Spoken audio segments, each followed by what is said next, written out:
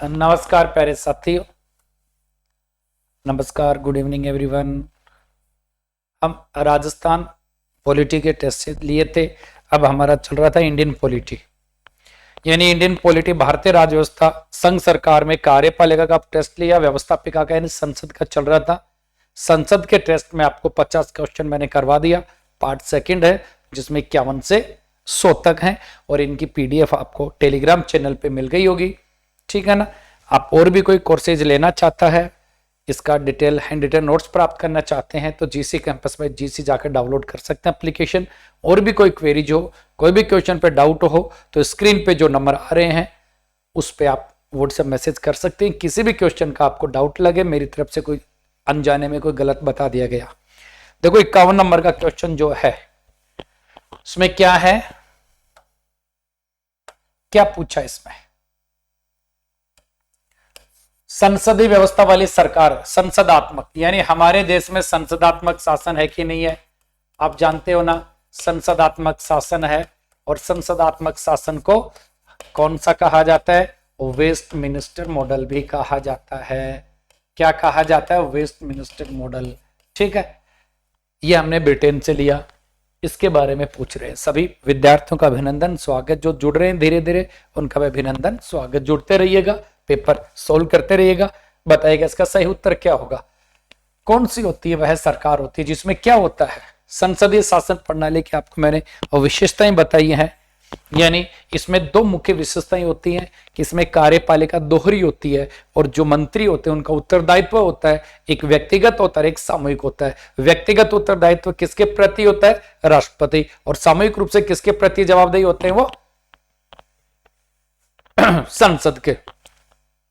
तो इसमें क्या हो गया? सरकार संसद के प्रति उत्तरदायी होती है और उसके द्वारा हटाई जाती है। सही बात है कि नहीं है? क्योंकि संसद से ही कार्यपालिका का निर्माण होता है। किसका निर्माण होता है? कार्यपालिका का। संसद से होता है कि नहीं होता? ठीक है, तो इसका सही उत्तर क्या हो गया? बी हो गया।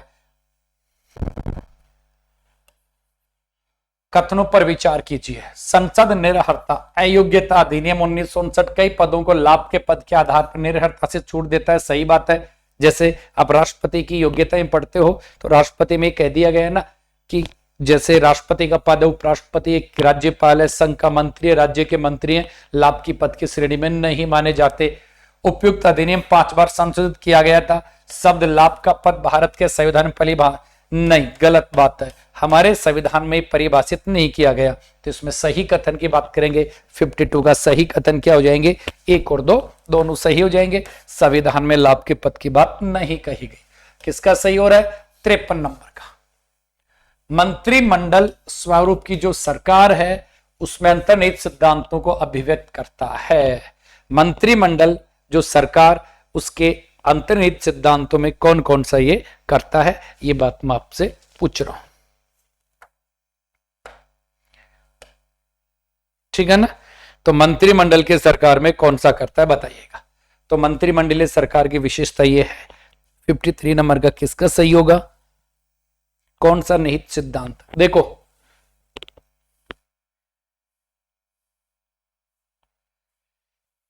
सरकार के जनता के प्रति सामूहिक उत्तरदायित्व को सुनिश्चित करने के लिए संसदीय लोकतंत्र की एक क्रियाविधि है। ऐसी सरकार की आलोचना को कम से कम करने की व्यवस्था जिसकी उत्तरदायित्व जटिल है, सभी संतोष निष्पादित कर सकते हैं। यानी मंत्रिमंडल सरकार के अंतर्निहित सिद्धांत को कौन सा अभिव्यक्त कर रहा है? तो इसमें सी हो गया। यानी देखो हमारे लोकतंत्र जनता का शासन होता है। जनता का शासन है कि नहीं है? आप हम सरकार चुनते हैं कि नहीं चुनते, तो जवाबदेही भी होनी चाहिए ना। और वो जवाबदेही किसमें सुनिश्चित हो सकती है? संसदीय शासन में। क्यों? क्योंकि उनके ऊपर कंट्रोल रखा जाता है, प्रश्न पूरक प्रश्न पूछकर इसके माध्यम से उन पर नियंत्रण रखा जाता है। तो इसका यह है, ठीक है ना। अब अगला 54 नंबर का क्वेश्चन कौन सा सही है? लोकसभा में लंबित विधेयक। देखो हमारे संविधान का अनुच्छेद 107 है। 107 में बताया है विधेयक कब समाप्त होता है। विधेयक का व्यपगत होना, किन किन कंडीशन में विधेयक व्यपगत हो जाता है। लोकसभा में लंबित कोई विधेयक उसके 17 अवसान के कारण व्यपगत, गलत बात है, क्योंकि 17 अवसान के कारण विधेयक पे कोई प्रभाव नहीं पड़ेगा। 17 अवसान के कारण विधेयक पे कोई प्रभाव नहीं पड़ता है, ठीक है ना। राज्यसभा में लंबित विधेयक, कोई विधेयक जिसके लोकसभा ने पारित नहीं किया, लोकसभा के विघटन पर व्यपगत नहीं होगा। तो ये बात सही है, व्यपगत नहीं होगा।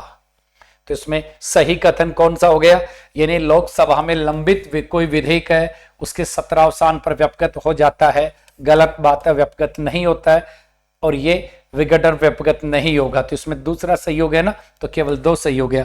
देखो मैं सिंपल सी बात बता दूं, कोई विधेयक कब समाप्त होता है, विधेयक पे 17 अवसान का कोई प्रभाव नहीं पड़ता। लेकिन लोकसभा में कोई विधेयक प्रारंभ हुआ है, लोकसभा में लंबित है, या लोकसभा ने पारित कर दिया और लोकसभा का विघटन हो गया, तो विधेयक समाप्त हो जाएगा। लेकिन राज्यसभा की तरफ से लाया गया विधेयक है, वो लोकसभा के विघटन पर व्यपगत समाप्त नहीं होता। तो आप में किन किन का सही है। नमस्कार सभी प्यारे विद्यार्थी, जुड़ते जाओ। संघ की सरकार के संदर्भ में कथनों पर विचार कीजिए। 55 का किसका सही है, संघ सरकार के संदर्भ में कथनों पर विचार करना है और इसमें देखना है कौन सा क्या सही बैठता है, ठीक है ना। राजस्व विभाग संसद में प्रस्तुत किए जाने केंद्रीय बजट को तैयार करने के लिए उत्तरदायी है। भारत के संसद के प्राधिकरण के बिना कोई धन भारत के संचित निधि से निकाला नहीं जा सकता। वेरी गुड, सही बात है, यानी संसद के प्राधिकार के बिना कोई भी धन संचित निधि से नहीं निकाला जा सकता। और याद रखिएगा ये किसके विनियोग विधेयक है, विनियोग विधेयक जो 114 में बताया गया है, वो पारित करने के बाद धन विधेयक संचित निधि से धन का निकास किया जाता है। तो इसमें क्या सही हो गया, इसमें सी सही हो गया। तो 55 में आप कितने का सही हुआ है, वेरी गुड। 56 नंबर का, संघीय संसद राज्य सूची के विषय पर भी कानून बना सकती है। अब कानून कब बनाएगी, देखो सीधी सी बात मैं बताऊं, शाबाश, जुड़ जाइएगा, जवाब दीजिएगा। संघ सूची है, राज्य सूची है और समवर्ती सूची है, इन पर संसद कानून बनाएगी। किस पे बना सकती है, अनुच्छेद 246 है, जो विषय वस्तु के आधार पे केंद्र व राज्यों के मध्य विधायी विषयों का बंटवारा करता है, जिसमें कहा गया है सामान्यतः संसद संघ सूची में परिगणित विषयों पर अनन्य रूप से कानून बनाएगी, साथ ही समवर्ती सूची के विषयों पर भी कानून बना सकती है। लेकिन कुछ विशेष परिस्थितियों में संसद है जो राज्य सूची के विषयों पर कानून बना सकती है। तो किन किन परिस्थितियों में, अंतर्राज्यीय अनुच्छेद 253 है, हमारे संविधान का अनुच्छेद 253 कहता है कि अंतरराष्ट्रीय संधि व समझौतों को लागू करने के लिए कानून बनाएगी संसद। अनुच्छेद 252 कहता है कि दो राज्य या 2 से अधिक राज्य अगर संसद से अनुरोध करते हैं तो राज्य सूची के विषयों पे कानून बना सकती है। और राज्य में राष्ट्रपति शासन लागू होने की अवस्था में अनुच्छेद 356 कहता है ना कि अगर राज्य में संवैधानिक तंत्र विफल हो जाता है तो उस स्थिति में राष्ट्रपति उस राज्य के विषयों को केंद्र हाथ में ले लेगा। और राष्ट्रीय हित में जब राज्यसभा, यह अनुच्छेद 249 में बताया गया है कि जब राज्य सूची का कोई विषय है जिसे राज्यसभा राष्ट्रीय हित में घोषित कर देती है तो उस पर कानून संसद बनाएगी। तो इसमें कौन सही हो गया, अब सबका सही आ रहा है, वेरी गुड, इसमें डी आ गया, वेरी गुड। 57 नंबर का क्वेश्चन क्या है, कौन सा कथन सही है, राज्यसभा के सभी सदस्यों का निर्वाचन राज्यों की विधानसभाएं करती है, बताइएगा। राज्यसभा के सभी सदस्यों का निर्वाचन राज्य विधानसभाएं करती है। 57 का किनका सही होगा, ये बात तो गलत है ना कि सभी सदस्यों का निर्वाचन राज्यसभा विधानसभाएं नहीं करती ना, इसमें तो संघ राज्य क्षेत्र से भी होते हैं और मनोनीत की तो बात ही खत्म। उपराष्ट्रपति राज्यसभा का पदेन सभापति होता है, ये बात तो सही है। अतः राज्यसभा का कोई भी सदस्य उपराष्ट्रपति पद के लिए चुनाव लड़ सकता है, गलत बात है, लेकिन उपराष्ट्रपति के लिए राज्यसभा का सदस्य होना नहीं है। लोकसभा और राज्यसभा में इस बात की समानता है कि लोकसभा और राज्यसभा के निर्वाचन में कोई भी प्रत्याशी भारत के किसी भी, ये बात सही है। देखो 2003 में जनप्रतिनिधि अधिनियम 1951 में संशोधन किया गया और राज्यसभा में क्या प्रावधान जोड़ा गया, राज्यसभा के चुनाव के संबंध में जिसमें दो बातों का परिवर्तन किया गया, दो बातों का संशोधन किया गया। जिसमें एक संशोधन तो ये किया कि राज्यसभा है उसमें खुला मतदान प्रणाली अपनाई, और दूसरी बात क्या बताई गई कि राज्यसभा के सदस्य बनने के लिए भारत के यानी जिस राज्य से राज्यसभा में सदस्य बनता है उस राज्य का निवासी होने की अनिवार्यता समाप्त की गई। ठीक है ना, तो इसमें सी सही हो गया। यह भी गलत है क्योंकि संविधान में ऐसा कुछ नहीं कहा गया कि मनोनीत सदस्य मंत्री नहीं बनाया जा सकता। 58 नंबर का सही उत्तर कौन बता रहा है फटाफट। संसदीय शासन प्रणाली में कौन से सिद्धांत संस्थागत रूप से निहित है? संसदीय प्रणाली में संस्थागत रूप से कौन से सिद्धांत निहित हैं? 58 नंबर का सही उत्तर किसका आ रहा है? देखो, मंत्रिमंडल के सदस्य संसद के सदस्य होते हैं। सही बात है गलत बात है? सही बात है। देखो, चाहे पीएम और चाहे मंत्री हैं वो संसद के सदस्य होंगे। अगर कोई व्यक्ति जो संसद का सदस्य नहीं है 6 महीने तक बनाया जा सकता है, लेकिन उसके बाद में उसको होना पड़ेगा। जब तक मंत्रियों को संसद का विश्वास प्राप्त रहता है तब तक वे अपने पद पर बने रहते हैं। सही बात है। यानी निम्न सदन है लोकसभा, लोकसभा में जब तक उनको विश्वास रहेगा तब तक वो रहेंगे, ये बात भी सही है। और राज्य का अध्यक्ष राष्ट्रपति मंत्रिमंडल का अध्यक्ष होता है, गलत बात है। राज्य का अध्यक्ष होता है राष्ट्रपति, लेकिन मंत्रिमंडल का अध्यक्ष तो पीएम होता है ना, तो ये उसका नहीं होता। Very good. 59, तो इसमें 58 में क्या सही हो गया? 1 और 2 सही हो गए ना, 3 गलत हो गया। तो 59 में कौन सही करेगा? देखिए 59 का सही कौन कर रहा है? Very good. इसमें गलत कथन पूछा है, इसमें क्या पता ना आपको? गलत कथन चूज करिएगा। केंद्र में सही कथन, मंत्री संसद के प्रति सामूहिक रूप से उत्तरदायी होंगे। ये बहुत परेशान कर देता है, इसमें ध्यान रखिएगा। मंत्री परिषद संसद के प्रति नहीं होती है, किसके लिए होती है? लोकसभा। और ऐसा हमारे संविधान का अनुच्छेद कौन सा कहता है? 75(3 कहता है। तो ये गलत हो गया ना, ठीक है। संघीय मंत्री भारत के राष्ट्रपति के प्रसाद पर्यंत पद धारण करेंगे।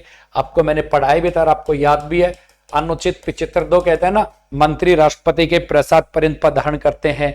और तीसरा है विधि निर्माण हेतु प्रस्ताव के बारे में प्रधानमंत्री राष्ट्रपति को सूचित करेगा। 78 में पीएम के कर्तव्य बताए गए ना, जिसमें कहा गया है कि प्रधानमंत्री मंत्री परिषद द्वारा लिए गए प्रशासनिक और विधायी विषयों की सूचना किसको देंगे?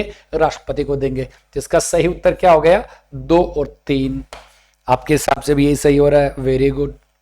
60 में क्या सही होगा? लोक लेखा तथा सार्वजनिक उपक्रम की समितियों से राज्यसभा के सदस्य संबंधित होते हैं। इसमें असत्य कथन पूछा है। क्या पूछा है? असत्य कथन। लोक लेखा समिति और सरकारी उपक्रम दोनों की संख्या कितनी है? 22 है। दोनों की 22 है और 15 + 7, 15 + 7 ऐसे होते हैं, संबंधित होते हैं। जबकि प्राक्कलन समिति में 30 सदस्य लोकसभा के लिए होते हैं। सही बात है ये तो। संसदीय कार्य मंत्रालय कुल मिलाकर संसदीय कार्यों की मंत्रिमंडलीय समिति के निर्देशन में कार्य करता है।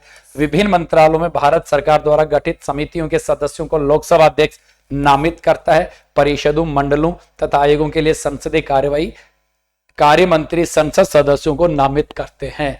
Very good. 60 नंबर का सही उत्तर क्या हो गया? इसमें आ गया 2 और 3। ये तो सही है लेकिन ये दोनों गलत है, तो इसमें क्या आ गया? 2 और 3 आ गया। 61 नंबर का, भारत में संसद के दोनों सदनों की संयुक्त बैठक अनुच्छेद 108 में संसद स्वीकृत है। Very good. सही बात है कि नहीं है? एकदम करेक्ट है। 108 में कौन आहूत करेगा? आहूत करेगा कौन? राष्ट्रपति। ठीक है ना। लोकसभा तथा राज्यसभा की सर्वप्रथम संयुक्त बैठक 1961 में हुई। Very good. भारतीय संसद के दोनों दूसरी संयुक्त बैठक सेवा विधेयक पे 1978 में हुई। Very good. दोनों बातें 1978 में हुई कि नहीं हुई? दहेज प्रतिषेध विधेयक पे होती है। पहली बार तो किस पे होती है? दहेज प्रतिषेध विधेयक पर। और दूसरी बार किस में हुई? 1978 में। तो तीनों सही है। 1, 2, 3। लोकसभा और राज्यसभा के बीच गतिरोध की किन स्थिति में संयुक्त बैठक बुलाई जा सकती है? देखो, राष्ट्रपति है ना, अनुच्छेद 108 के तहत संयुक्त बैठक की बुलाने की आशय की सूचना कब जारी करेगा? सीधी सी बात है, साधारण विधेयक पे हो सकता है, और साधारण विधेयक पे गतिरोध हो जाएगा लोकसभा राज्यसभा में, तो किस स्थिति में होगा? पहली, साधारण विधि निर्माण को पारित करने की स्थिति में सही बात है कि साधारण विधेयक पे ही संयुक्त बैठक बुलाई जाती है, तो इसमें पहली बात सही हो गई। दूसरा, धन विधेयक को पारित करने की स्थिति में गलत बात है। धन विधेयक पे संसद के दोनों सदनों की संयुक्त बैठक नहीं होती। संविधान संशोधन विधेयक को और संविधान संशोधन पे भी नहीं होती, याद रखिएगा। केवल साधारण विधेयक पर अगर लोकसभा राज्यसभा में गतिरोध उत्पन्न हो जाता है तो उस गतिरोध को दूर करने के लिए अनुच्छेद 108 के तहत राष्ट्रपति क्या बुलाते हैं? दोनों सदनों की संयुक्त बैठक बुलाते हैं। और इस संयुक्त बैठक की अध्यक्षता कौन करेंगे? इसकी अध्यक्षता करेंगे लोकसभा अध्यक्ष। कौन करेंगे? लोकसभा अध्यक्ष करेंगे। और ये बात कौन से अनुच्छेद में आती है? अनुच्छेद 118 के सेक्शन 4 में आती है। ठीक है ना? तो इसमें कौन सा सही हो गया? वेरी गुड, केवल एक सही हो गया है ना। तो आपके कितने जनों का सही हो गया? ये 63। राज्यसभा के सदस्यों को संबंध नहीं किया जाता, यानी जो संसद की समितियां हैं, आप भी जानते हो संसद में एक तो स्थायी समिति होती है और एक कैसी होती है? अस्थायी समिति। होती कि नहीं होती है? स्थायी में एक होती है कैसी? वित्तीय समिति। कैसी होती है? वित्तीय समिति। और वित्तीय समितियां 3 होती हैं, पब्लिक अकाउंट कमेटी, लोकलेखा एस्टिमेट कमेटी, प्राक्कलन समिति और सार्वजनिक उपक्रम संबंधी। इसमें 22 सदस्य होते हैं, 15 + 7। इसमें 30 सदस्य होते हैं जो केवल लोकसभा से होते हैं, और इसमें 22 होते हैं, 15 + 7। ये 7 राज्यसभा का। तो एस्टिमेट कमेटी है, इसमें राज्यसभा का नहीं होता। तो आप सही बता दो कौन सा उत्तर हो जाएगा आपका? वेरी गुड, सी आ गया। केवल 2। लेखानुदान यानी लेखानुमोदन और अंतरिम बजट के बीच क्या अंतर है? लेखानुदान आपको बताया होगा, आपको पढ़ाया था मैंने, अनुच्छेद 116 में है। देखो, अनुदानों की मांग, अनुदान 115 में 3 आते हैं, 116 में 3 आते हैं। 115 में 3 अनुदान कौन कौन से आ जाते हैं? अनुपूरक, अतिरिक्त और अधिक। और 116 में लेखानुदान, प्रत्यानुदान व अपवादानुदान आ जाता है। तो वेरी गुड। तो लेखानुदान वैसे 64 2 बार हो गया। कितनी बार हो गया? 2 बार हो गया। 64 ये अपने पेपर से इसको निकाल देते हैं। वैसे इसमें उत्तर तो 2 जाए, इसमें ये आ जाएगा, लेकिन पेपर में 2 बार हो जाए, इसका उत्तर तो क्या आ जाएगा? 2 आ जाएगा। लेकिन ये 65 की बात करते हैं, सार्वजनिक व्यय पर संसदीय नियंत्रण। देखो, जो पब्लिक सार्वजनिक व्यय है, जो सार्वजनिक खर्चा है, उस खर्चे पर संसद कैसे नियंत्रण रखती है? संसदीय नियंत्रण कैसे रखा जाता है? ठीक है ना? तो संसदीय नियंत्रण, लोक लेखा समिति, सही बात है, ये सीएजी नहीं आएगा, प्राक्कलन समिति। तो ये तीनों समिति संसदीय नियंत्रण स्थापित करती है सार्वजनिक व्यय पे, कि जो सार्वजनिक व्यय है उसका मिसयूज ना हो, दुरुपयोग ना हो। तो इन समितियों के माध्यम से उन पे नियंत्रण रखा जाता है। तो इसमें क्या आ जाएगा? सीएजी नहीं है, और आप लोगों का भी ये सही हो रहा है। 66 नंबर का देखो, ये क्वेश्चन आपके लिए वो महत्वपूर्ण है, किसी भी एग्जाम के लिए, किसी भी एग्जाम के दृष्टिकोण से ये महत्वपूर्ण है। तो आप इनको करते रहिएगा। किस समिति में राज्यसभा का प्रतिनिधित्व नहीं होता? बताओ देख, किस समिति में नहीं होता?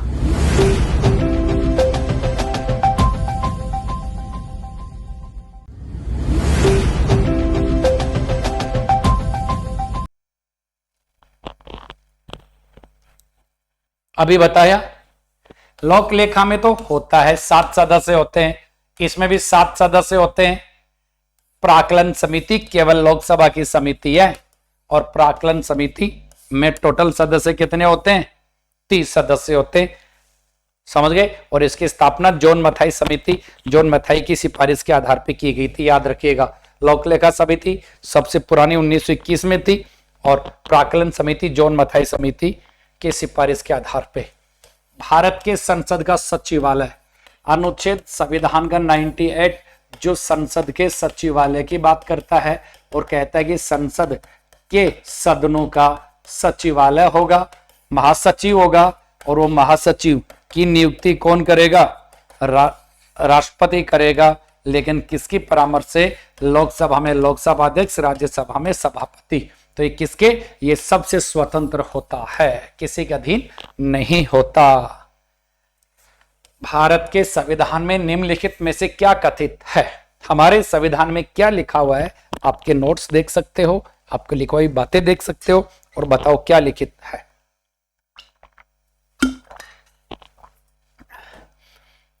कौन बताएगा? राष्ट्रपति संसद के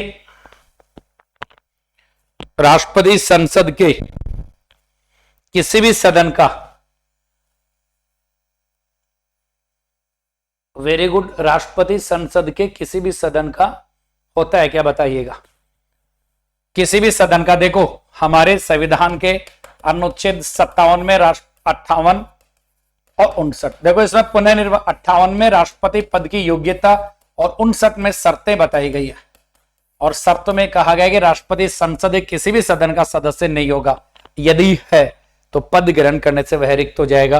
तो ये बात लिखी गई है, सही बात है। संसद राष्ट्रपति और 2 सदनों से मिलकर बनती है, ये संसद के गठन की बात है अनुच्छेद 79 में। तो ये बात भी सही है। तो 1 और 2 दोनों सही है, तो आपका सही हो गया, वेरी गुड। अब अगला सवाल है भारतीय संसद में स्थगन प्रस्ताव। देखो स्थगन प्रस्ताव का क्या उद्देश्य है? प्रस्ताव वगैरह सारे पढ़ना चाहते हो, एप्लीकेशन डाउनलोड कर सकते हैं, टेलीग्राम चैनल पे आपको मैं डाल दूंगा। तो सार्वजनिक महत्व के निश्चित अत्यावश्यक मुद्दे पर बहस करने के लिए, विपक्षी सदस्यों के मंत्री सूचना प्राप्त करने के लिए। तो स्थगन का मतलब है संसद की जो कार्यवाही चलती है ना, उस कार्यवाही को स्थगित करके कुछ खास मुद्दों पर चर्चा की जाती है। और वो खास मुद्दे कैसे होते हैं? सार्वजनिक महत्व से संबंधित होते हैं।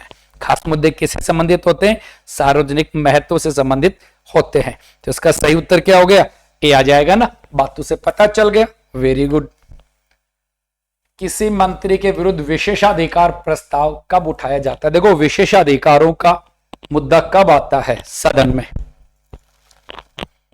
आपको शब्दों से पता चल रहा होगा विशेषाधिकार की बात कब उठाई जाएगी? जब कोई भी विशेषाधिकार, जैसे उनकी प्रिविलेज है, उनको छुपाता है, गलत देता है, तो किसी मामले में तथ्यों को रोकता है या तथ्यों को बिगड़ा हुआ वर्णन देता है, तो विशेषाधिकार हो गया ना, प्राइवेसी का उल्लंघन हो गया। तो इसके आधार पे विशेषाधिकार प्रस्ताव उठाया जा सकता है। प्रस्ताव का डिटेल आपको मैं दे दूंगा।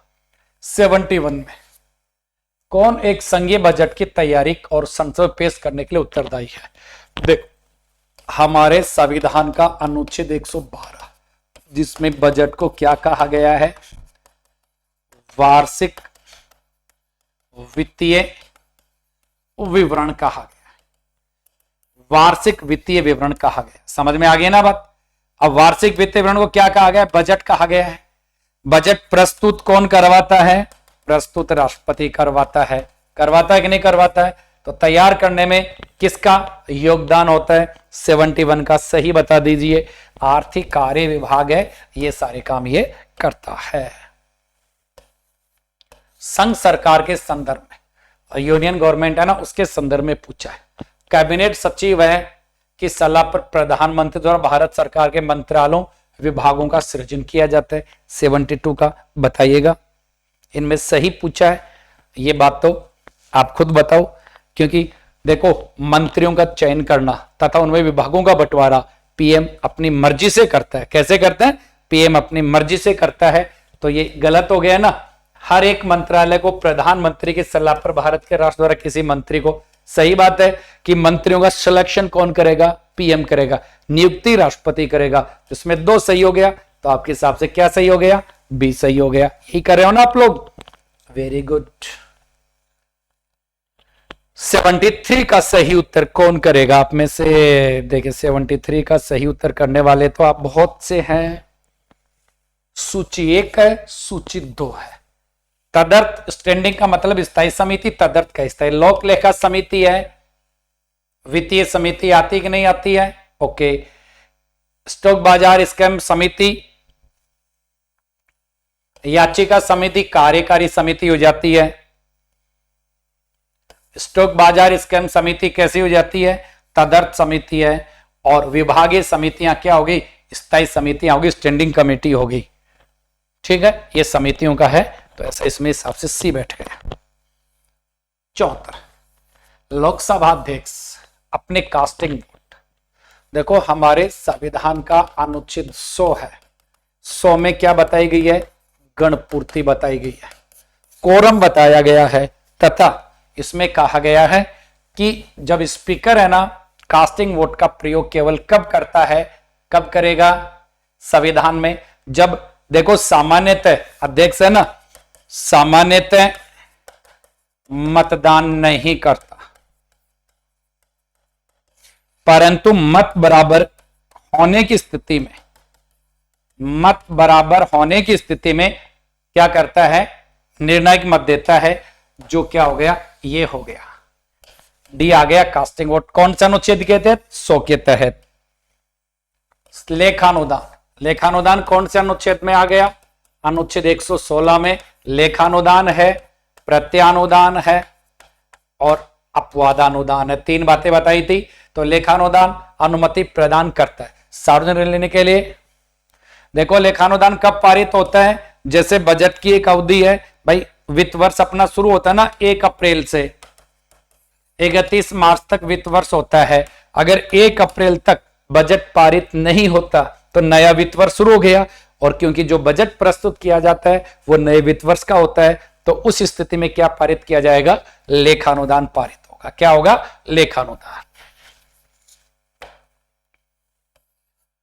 स्पीकर के पद के विषय में कथनों पर, स्पीकर लोकसभा अध्यक्ष।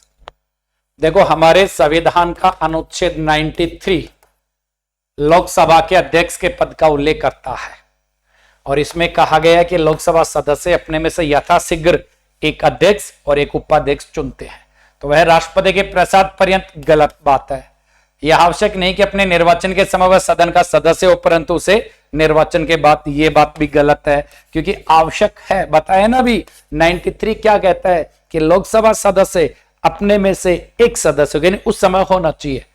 यदि सामान्य अवधि से पूर्व सदन को भंग कर दिया जाए तो उसे अपना पद छोड़ना होगा।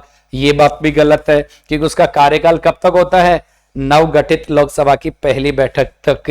यदि वह त्यागपत्र देना चाहे तो अपना त्यागपत्र उपाध्यक्ष को। सही बात है। और ये त्यागपत्र की बात कौन से अनुच्छेद में मिलेगी? अनुच्छेद 94 में मिलेगी कि लोकसभा उपाध्यक्ष को अपना त्यागपत्र संबोधित करता है। 77, यदि वार्षिक संघीय बजट लोकसभा द्वारा पारित नहीं होता। बजट पारित नहीं होने का मतलब आपको बताया था, सरकार की हार होती है, क्योंकि सरकार की हार होगी। सरकार का बहुमत है ना लोकसभा में, अगर वही पारित नहीं करे तो सरकार की हार होगी। तो क्या होगा फिर? प्रधानमंत्री अपने मंत्री परिषद का त्यागपत्र पेश कर देगा, त्यागपत्र दे देगा। सामान्य वित्तीय विधान यानी वित्त। देखो बजट होता है, बजट के 6 चरण लिखवाए थे आपको। सबसे पहला बजट का प्रस्तुतिकरण होता है 1 नंबर पे, फिर क्या होता है? बजट पे चर्चा होती है 2 नंबर, फिर क्या होता है? तीसरा नंबर क्या आ जाता है? विभागीय समितियों के द्वारा जांच होती है। तीसरा नंबर क्या हो जाता है? विभागीय समितियों के द्वारा जांच। और विभागीय समितियों की शुरुआत कब हुई थी? 1903 में हुई थी, 1993 में हुई थी। ठीक है ना। फिर अनुदान की मांगों पर मतदान, विनियोग विधेयक हो गया। क्या हो गया? फिर 3 नंबर पे विनियोग विधेयक हो जाएगा। ये फिर वित्त विधेयक पारित सबके लास्ट में होता है, और अगर नया वित्त वर्ष शुरू हो गया तो फिर क्या किया जाएगा? लेखानुदान पारित किया जाएगा। क्या पारित किया जाएगा? लेखानुदान पारित किया जाएगा। तो कौन सा चरण सम्मिलित है? ये वाला नहीं है, और ये आ गया। तो 1, 2, 3 और 5, 1, 2, 3 और 5 ये हो गया कि नहीं हो गया? क्योंकि लेखानुदान बजट पारित में नहीं है। वैसे ये सबके लास्ट में 6 नंबर पे होता है। 2 इसमें चरण रह गए। एक तो कौन सा चरण? अनुदान के मांगों पर मतदान हो गया, और विभागीय समितियों के द्वारा जांच। ये 6 चरण मैंने आपको लिखवाए थे, समझाए थे। और कोई विद्यार्थी इसको और ज्यादा पढ़ना चाहता है तो ऐप डाउनलोड कर सकता है। 79 में कथनों में से कौन सा एक धन विधेयक के बारे में सही नहीं है? धन विधेयक के बारे में गलत कथन की पहचान करनी है भैया, कौन करेगा?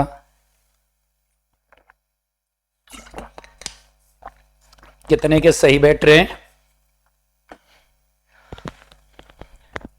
धन विधेयक संसद दोनों सदनों में किसी में प्रस्तावित किया जा सकता है, यही गलत होगी, यही गलत हो गया, पहला कथन ही गलत हो गया।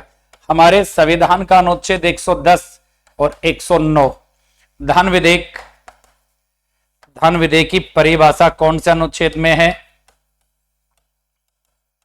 110 में। और धन विधेयक की प्रक्रिया कौन से अनुच्छेद में? 109 में। और 109 में कहा गया है कि धन विधेयक राज्यसभा में पुरस्तापित नहीं हो सकता, ठीक है ना? तो ये पहला ही गलत हो गया। 80 नंबर का, कौन सी शक्तियां लोकसभा को राज्यसभा की तुलना में अनन्य रूप से प्राप्त हैं? तो इसमें क्या पूछा है? लोकसभा को किसकी तुलना में? राज्यसभा से। ये बात सही है कि नहीं है? धन विधेयक कहां प्रारंभ होगा? लोकसभा में। धन विधेयक में राज्यसभा कोई संशोधन नहीं कर सकती, तो लोकसभा की चलेगी कि नहीं चलेगी? मंत्री परिषद भी किसके प्रति उत्तरदायी होता है? सामूहिक रूप से लोकसभा के प्रति। अखिल भारतीय सर्जाओं का सेवा, ये राज्यसभा की बात हो गई। अनुच्छेद 312 नई अखिल भारतीय सेवाओं का सृजन करने का प्रस्ताव राज्यसभा लाती है। 1, 2 और 3, तो 1, 2 और 3, इसमें 2 में 1, 2, 3 गलती से हो गया, ठीक है ना? तो 80 नंबर के क्वेश्चन में 2 बार 1, 2, 3 1, 2, 3 हो गए, 3 को सॉरी यहां 1, 2, 3 सॉरी 4 है, ये तो 4 मेरे को दिखा नहीं चश्मे, तो 1, 2, 3 हो गया, वेरी गुड। चौथा गलत हो गया। 81 संसद में लेखा के लिए वोट आवश्यक होता है। लेखा के लिए वोट कब आवश्यक होता है? 81 का सही उत्तर कब बताएंगे? यानी लेखानुदान कब पारित किया जाएगा? जब सामान्य बजट के समय सीमा के अंदर पारित होने के आसार नहीं हो। बताया ना, जब नया वित्त वर्ष शुरू हो जाए 1 अप्रैल और 1 अप्रैल तक बजट पारित नहीं होगा, तो लेखानुदान पारित करके सरकार के अग्रिम खर्चे की व्यवस्था की जाती है। समझ गए ना? तो ये इसमें क्या हो गया? सी हो गया। 82 बजट पर संसद के नियंत्रण के विषय में कौन सी बात सही नहीं है? बजट पर नियंत्रण के संबंध में कौन सी बात गलत है, ये आपको बतानी है। बजट के निर्माण में संसद कोई हाथ नहीं होता, नहीं होता ना? सही बात है कि बजट के निर्माण में हाथ नहीं होता, तो यही गलत होगी कि नहीं होगी? होता है क्या? ये बात सही है, सॉरी नहीं होता, सही बात। बजट तो निर्माण कौन करती है? वित्त विभाग पारित करता है, ये तो ठीक है ना?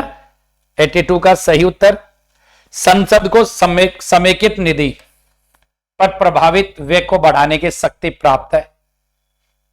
संचित निधि पर व्यय बढ़ाने की शक्ति है। संसद और राष्ट्रपति की सिफारिश के बिना कोई कर अधिरोपित प्राप्त नहीं है, ये बात। और संसद को राष्ट्रपति की, इसमें तो कूट का प्रयोग होता है बेटा। ये क्वेश्चन में थोड़ा सा डाउट है, तो इस क्वेश्चन को डिलीट, क्योंकि ये बात भी सही है, ये बात गलत है। इसमें यह है कि कोई भी अनुच्छेद 265 कहता है कि विधि के प्राधिकार के बिना कोई भी कर अधिरोपित नहीं किया जा सकता, कोई भी कर अधिरोपित नहीं किया जा सकता, 265 कहता है। तो इस क्वेश्चन को हम आउट ऑफ वो कर देते हैं। 83 संसद के अधिकारी कौन कौन आते हैं? देखो 89 से शुरू हो जाता है। 89 में राज्यसभा के आ जाते हैं, 93 में लोकसभा के आ जाते हैं। तो अध्यक्ष, उपाध्यक्ष, महासचिव 98 में आ ही जाता है, और अध्यक्ष राज्यसभा का सभापति। तो सारे हो गए कि नहीं हो गए? राज्यसभा का सभापति तो 83 में सारे हो गए। अनुच्छेद मैंने आपको बता ही दिया। 84 में राज्यसभा में धन विधेयक को या तो स्वीकार करने या संशोधित करने की कोई शक्ति नीति नहीं है। सही बात है, राज्यसभा धन विधेयक को नहीं कर सकती। राज्यसभा अनुदानों की मांगों पर मतदान नहीं कर सकती, ये बात भी सही है, नहीं कर सकती। राज्यसभा में वार्षिक वित्तीय विवरण पर चर्चा नहीं हो सकती। Very good. 84 का सही उत्तर किसका बैठेगा? इसमें सही पूछा है और सही 1 और 2 हैं। ये गलत बात है क्योंकि राज्यसभा में चर्चा होती है, क्योंकि आप देखते हो जो बजट लाया जाता है ना, तो लोकसभा में बजट भाषण होता है, चर्चा की जाती है, राज्यसभा में की जाती है। तो इसका सही उत्तर 1 और 2 हो गए। 85 का सही उत्तर। कौन सी विधियां भारत के लोक वित्त पर संसद नियंत्रण रखने काम आती है? भाई संसद ये नियंत्रण। 85 का सही उत्तर क्या होगा? संसद के सम्मुख वित्त प्रस्तुत किया जाएगा। सही बात है भाई, पैसा जनता का तो जनता के सदन के समक्ष लाया जाएगा ना। विनियोग विधेयक, ये बात भी सही है। संचित निधि से पैसा निकाला होगा, विनियोग विधेयक लाना होगा और विनियोग विधेयक संसद में लाया जाएगा। अनुपूरक अनुदान, लेखानुदान का प्रावधान, ये भी है, सही बात है। कम से कम मध्यवर्ती, ये गलत बात हो गई। और संसद वित्त विधेयक प्रस्तुत किया जाना, ये बात भी सही है। 1, 2, 3 और 5, 1, 2, 3 और 5 सही हो गया। 4 इसमें सही नहीं आता। संसद का नियंत्रण है बजट पे, जिसमें 4 सही नहीं होगा। ठीक है ना? ओके, समझ आ रहा आप लोगों को? वेरी गुड, सभी का अभिनंदन है। जुड़ते जाओ, अपने दोस्तों को शेयर करो। प्रथम स्पीकर लोकसभा के अध्यक्ष जिनके विरुद्ध लोकसभा में अविश्वास प्रस्ताव, लोकसभा के पहले अध्यक्ष कौन थे? जीवी मावलंकर, और इन्हीं के विरुद्ध लोकसभा में पद से हटाने की बात लाई गई थी। प्रोटेम स्पीकर, प्रोटम यानी प्रोटेम। वैसे प्रोटेम स्पीकर का आपको लिखवाया था, संविधान में स्पष्ट उल्लेख नहीं है, लेकिन हमारे संविधान का अनुच्छेद 95 कहता है, क्या कहता है कि जब लोकसभा अध्यक्ष उपाध्यक्ष की अनुपस्थिति में लोकसभा की कार्यवाही कौन करेगा? कौन करता है उसकी अध्यक्षता? एक सदस्य को। तो उसका क्या कर्तव्य होता है? अब वैसे प्रोटेम स्पीकर है, इसको अंतरिम अध्यक्ष भी कहा जाता है। क्या कहा जाता है? अंतरिम। और इसकी नियुक्ति कौन करते हैं? राष्ट्रपति करते हैं। किसे करते हैं? नवगठित लोकसभा में वरिष्ठतम सदस्य को। जैसा आप जानते हो 17वीं लोकसभा में protem speaker doctor Virendra Kumar को बनाया गया था। इनको शपथ राष्ट्रपति दिलाता है और इनका मुख्य कार्य होता है, जो नई लोकसभा होती है उसकी पहली बैठक होती है, उसकी अध्यक्षता यही करते हैं। और सदस्यों क्या करते हैं? ये शपथ दिलाते हैं। सभी सदस्यों क्या करते हैं? ये शपथ दिलाते हैं। तो सही हो गया बी, 88 का सही। और विशेषाधिकारों में कौन से भारत के संविधान द्वारा राज्यसभा को, यानी ऐसी शक्तियां जो राज्यसभा को दी गई है विशेष रूप से? आपको पता है ना, 249, 312, 249 हो गया और नई अखिल भारतीय वाली 312 हो गया। अनुच्छेद 312 और 249 में क्या कहा गया है कि राज्यसभा अपने उपस्थित और मतदान करने वाले सदस्यों के 2/3 बहुमत से संकल्प लाके क्या कर सकती है? राज्य सूची के विषय को राष्ट्रीय महत्व का बना सकती है। और 312 में नई अखिल भारतीय सेवाओं का सृजन का प्रस्ताव भी कौन ला सकती है? राज्यसभा। लेकिन याद रखना, नई अखिल भारतीय सेवाओं का सृजनकर्ता कौन है? संसद करती है। कौन सा सही है? केवल राज्यसभा में ही, नहीं कि लोकसभा में मनोनीत सदस्य हो सकते हैं। सही बात है, केवल राज्यसभा में ही है। अब लोकसभा में मनोनयन की प्रावधान खत्म कर दिया। कौन से संसद द्वारा? 104वें संशोधन के द्वारा लोकसभा में मनोनयन का प्रावधान खत्म कर दिया। राज्यसभा में आंगल बार, तो एक ही हो गया ना सही, बाकी छोड़ो। लोकसभा में शून्यकाल की अवधि, देखो संसदीय कार्यवाही का सबसे पहला प्रश्नकाल, प्रश्नकाल के बाद में शून्यकाल होता है और शून्यकाल की अवधि क्या होती है? 12 से 1 होती है। तो कितनी होती है? 1 घंटा। कितनी होती है? 1 घंटा होती है। समझ गए ना?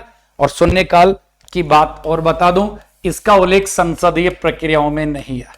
इसका उल्लेख संसदीय प्रक्रिया के नियमों में नहीं है।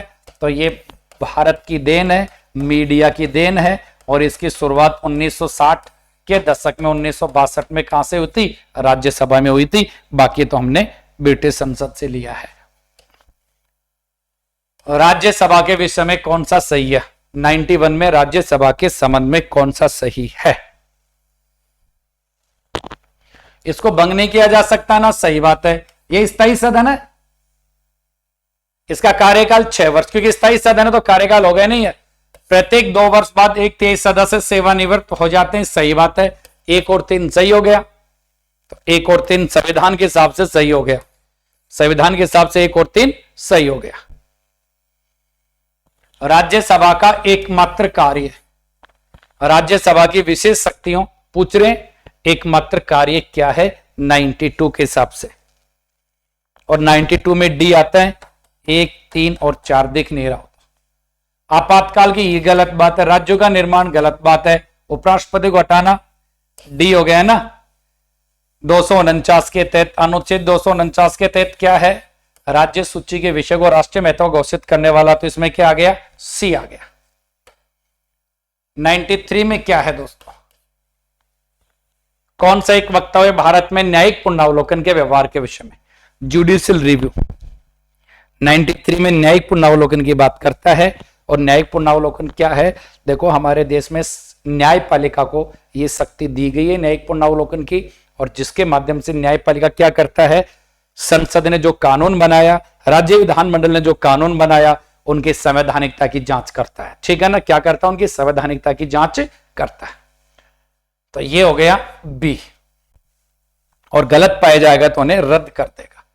94 भारतीय संविधान की समवर्ती सूची के अंतर्गत आता है श्रमिक संघ, नागरिकता संघ सूची का हो गया, ये राज्य सूची का विषय हो गया, अंतरराज्यीय नदियां, तो इसमें श्रमिक संघ किसका आ गया, समवर्ती सूची। 7वें अनुसूची में 3 है, और समवर्ती सूची है, समवर्ती सूची पे विषय संसद भी इन पे कानून बना सकती है, और राज्य का विधानमंडल भी कानून बना सकता है, ठीक है ना।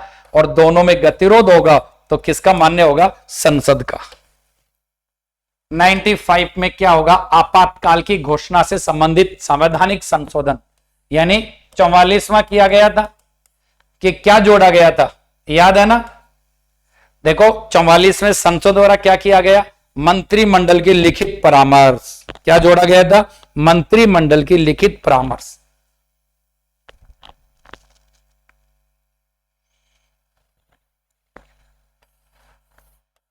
अनुच्छेद 352 के सेक्शन 3 में आता है, मंत्रिमंडल शब्द केवल एक ही जगह उल्लिखित है, अनुच्छेद 352 में, और इसके लिखित परामर्श की बाध्यता जोड़ी गई। 96 में कौन से विषय जिनसे संबंधित संवैधानिक प्रावधानों में भारत की संसद साधारण बहुमत से संशोधन कर सकती है, यानी हमारे संविधान के कौन से ऐसे प्रावधान जिनमें संसद साधारण बहुमत से संशोधन कर सकती है।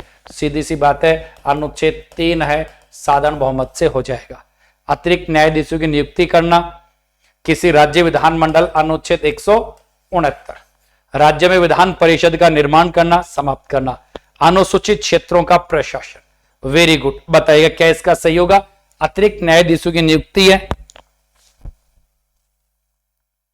1, 3, 4 आ जाएगा इसमें, 1, 3 और 4 अनुसूचित क्षेत्रों का प्रशासन की बात, 1, 3, 4। और फिर भी इसमें डाउट हो तो आप एक बार मेरे से मैसेज कर देना। लोकसभा का अभिरक्षक माना जाता है, लोकसभा का अभिरक्षक कौन होगा, लोकसभा का अध्यक्ष होगा, जो लोकसभा में अनुशासन बनाए रखता है। अनुशासन बनाए रखने का काम यही करते हैं। केंद्रीय सरकार जिसके संस्तुति के आधार पर भारत के संचित राज्यों को सहायता अनुदान देती है, किसके आधार पे, ये वित्त आयोग लिखा है, वित्त आयोग। हमारे संविधान का अनुच्छेद 280 है, और 280 में वित्त आयोग की बात है, और वित्त आयोग की सिफारिशों के आधार पे राज्यों को अनुदान दिया जाता है, सहायता दी जाती है केंद्र सरकार के द्वारा। कौन सा, त्रिशंकु, त्रिशंकु संसद किसे कहते हैं, त्रिशंकु संसद वो होती है जिसमें किसी एक दल की सरकार नहीं हो, किसी एक दल को बहुमत नहीं हो। तो ऐसी संसद जिसमें किसी दल को स्पष्ट बहुमत नहीं मिले तो वह क्या कहलाती है, हंग पार्लियामेंट कहलाती है, त्रिशंकु संसद कहलाती है, ठीक है ना। और एक आती है लेमडक, एक होती है लेमडक संसद। लेमडक संसद क्या होती है, एक होता है लेमडक सत्र, लेमडक सत्र होता है जो आपको बताया है। उसमें क्या होता है कि नई लोकसभा आ गई है, नई लोकसभा आ जाए, पुरानी लोकसभा को विधिवत रूप से खत्म नहीं किया गया, यानी उसका समाप्त नहीं किया गया, और उसका अधिवेशन हो जाए तो लेमडक सत्र कहलाता है। और 100 नंबर का संविधान की किस सूची में सामाजिक सुरक्षा बीमा का है? वेरी गुड, किस सूची में है? समवर्ती सूची में है। सामाजिक सुरक्षा और सामाजिक बीमा, जिसपे संघ सरकार भी कानून बना सकती है और राज्य सरकार भी कानून बना सकती है। तो इस तरीके से दोस्तों हमने पार्लियामेंट के 100 महत्वपूर्ण क्वेश्चन सॉल्व किए हैं। तो आपको इसमें फायदा लगा हो तो अपने दोस्तों को शेयर कीजिए। कोई भी पार्लियामेंट से संबंधित संघ सरकार, राज्य सरकार, स्थानीय शासन या जो भी पॉलिटी का सिलेबस पढ़ना चाहता है, खरीदना चाहता है, तो जीसी कैंपस बाय जीसी जाकर डाउनलोड कर सकते हैं। अभी आपके लिए असिस्टेंट प्रोफेसर और स्कूल लेक्चरर यानी स्कूल व्याख्याता के लिए मैं टेस्ट सीरीज लेके आया हूं, तो वो भी आप डाउनलोड कर सकते हैं। तो जीसी जाकर यूट्यूब चैनल के साथ जुड़े रहने के लिए बहुत बहुत धन्यवाद।